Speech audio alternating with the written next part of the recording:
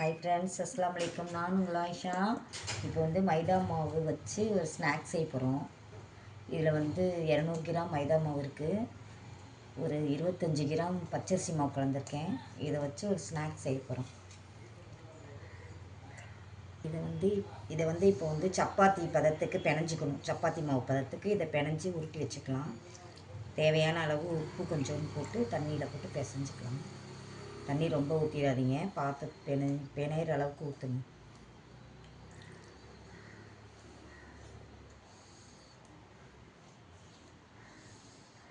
இது வந்து மோமோஸ் மாடலில் செய்கிறோம்.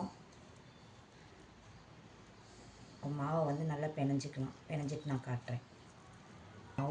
இப்போ மாவு பிணைஞ்சாச்சு. பிணைஞ்சி இதை வந்து குட்டி குட்டியாக ஒரு உருண்டை போட்டு வச்சுக்கலாம். ரொம்ப பெருசாக வேண்டாம், சும்மா குட்டி குட்டியாக போட்டு வச்சுக்கணும். இந்த மாதிரி போட்டால் போதும். ஒரு பெரிய நெல்லிக்காய் சைஸோடு கொஞ்சம் பெருசாக இருந்தால் போதும், ரொம்ப பெருசாக வேண்டாம். இப்போ எல்லா மாவையும் குட்டி குட்டியாக போட்டு உருண்டை போட்டுட்டு காமிக்கிறேன். இப்போ வந்து நம்ம உருண்டை போட்டாச்சு. பாருங்கள், இவ்வளோ உருண்டை வந்திருக்கு. 200 கிராம் மைதா மாவு, 25 கிராம் அரிசி மாவு போட்டிருக்கேன். இப்போ இந்த அளவுக்கு உருட்டி வச்சாச்சு. இப்போ இதை வந்து பூரிக்கட்டையில் வச்சு இப்போ வேலிக்க போகிறோம். வேலித்து சப்பாத்தி மாதிரி செய்ய போகிறோம். சப்பாத்தி மாதிரி போட்டுட்டு நான் உங்களுக்கு காட்டுறேன். இப்போ எல்லாத்தையுமே இது மாதிரி தேய்ச்சாச்சு. தேய்ச்சி எல்லாத்தையும் பிளேட்டில் வச்சுருக்கேன். இப்போ இதை ஓரம் கட்டிட்டு இப்போ இதுக்குள்ளே வைக்கிறதுக்கு ஒரு ஸ்வீட் செய்யலாம். இப்போ வந்து நான் பீட்ரூட் தான் எடுத்திருக்கேன். ஏன்னா தேங்காய் பூவுக்கு பதில் பீட்ரூட் எடுத்துக்கிறேன். பீட்ரூட் ரொம்ப உடம்புக்கு நல்லது, ஸ்வீட்டாகவும் இருக்கும், சாப்பிட்றதுக்கு டேஸ்ட்டாகவும் இருக்கும். எடுத்தாச்சு. இதில் வந்து சர்க்கரையும் பொட்டுக்களையும் பொடிச்சு வச்சுருக்கேன்.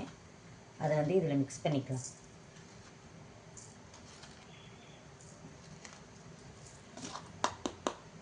மிக்ஸ் பண்ணி இப்போ எல்லாத்தையும் நல்லா கலந்து வச்சுக்கலாம்.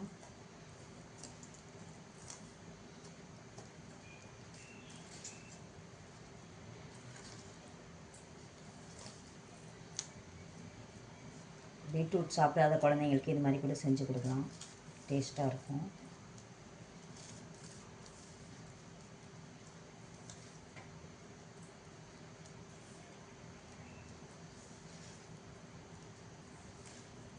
தேங்காய் பூக்கு பதில் இது போடுறேன் நான்.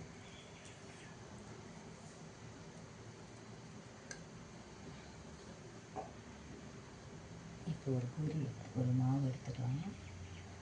மாவு எடுத்து இதில் வச்சுக்கலாம். வச்சு நமக்கு தெரிஞ்ச மாதிரி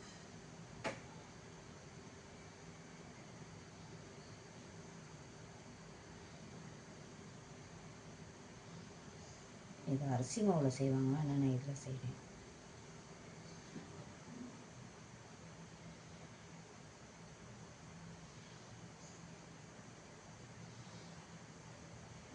இதை நம்ம இட்லி தட்டில் வச்சு அரைக்க போகிறோம்.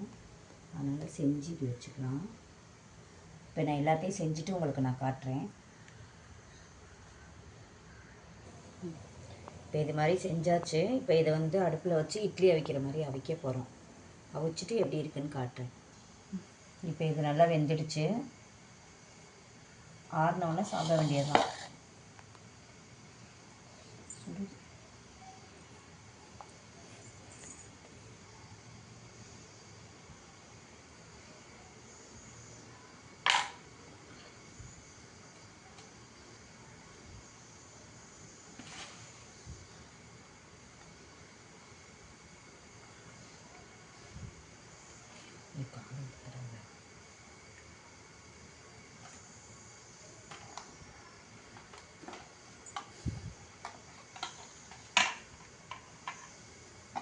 அவ்வளோதான். பீட்ரூட் பிடிக்காத பிள்ளைங்களுக்கு இது மாதிரி மோமோஸ்ன்னு சொல்லி இது மாதிரி மோமோஸ் மாதிரி செஞ்சு கொடுத்தீங்கன்னா பிள்ளைங்க விரும்பி சாப்பிடுவாங்க. பிடிச்சா லைக் பண்ணுங்கள், சப்ஸ்கிரைப் பண்ணுங்கள், ஷேர் பண்ணுங்கள். பாய், அஸ்ஸலாமு அலைக்கும்.